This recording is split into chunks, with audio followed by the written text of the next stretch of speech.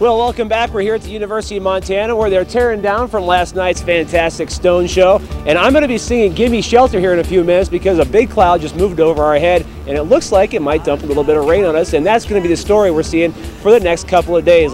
Mark, unless you've received a parking ticket on campus in the last couple of days, you probably haven't noticed the new and improved way those tickets are being issued, which is not always a good thing. Doctors are saying that an injury like this can be compared to a window blind. So when the tendon snaps, the muscle rolls all the way up the calves. The pressure is something that you really have to deal with.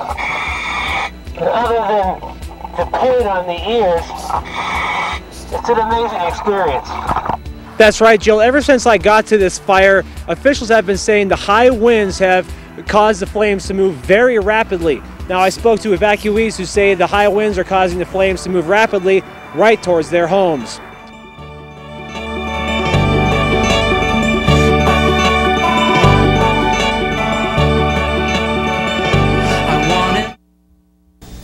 For years, if you saw a police car, it was probably one of the old-style Ford Crown Victorias. Well, this year, the Missoula Sheriff's Department is turning heads by adding 6 sleek new Dodge Chargers to their fleet of cruisers. As Eric Tabor reports, the new rides not only look good, they work hard as well.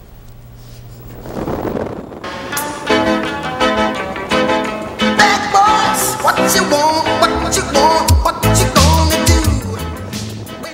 do? You may have seen them cruising around town, and you may have said to yourself, why is a sheriff's deputy driving a muscle car? Well, I'd like to tell you we got them because they're cool, because an awful lot of the young folks think we did, but it's a money issue and a safety issue. Bad boys, what you gonna do? Deputies who drive one say a wider wheelbase, bigger tires, and a stiffer suspension make the Charger safer on the street. And at high speeds it travels more like it's on a rail. There's no float, no drift like the previous cruisers we've driven in the past. Now, officers say as an added bonus, these cars provide a different profile than the old Crown Victorias, so you might not know when one is sneaking up on you. While they reportedly go from 0 to 60 in 6 seconds, the classic look with a modern touch is getting attention. Way over here about 10 minutes ago, I had a semi-truck driver honk their horn to get my attention. I looked over and it was a female driver and she gave me the big thumbs up. So I think she liked it.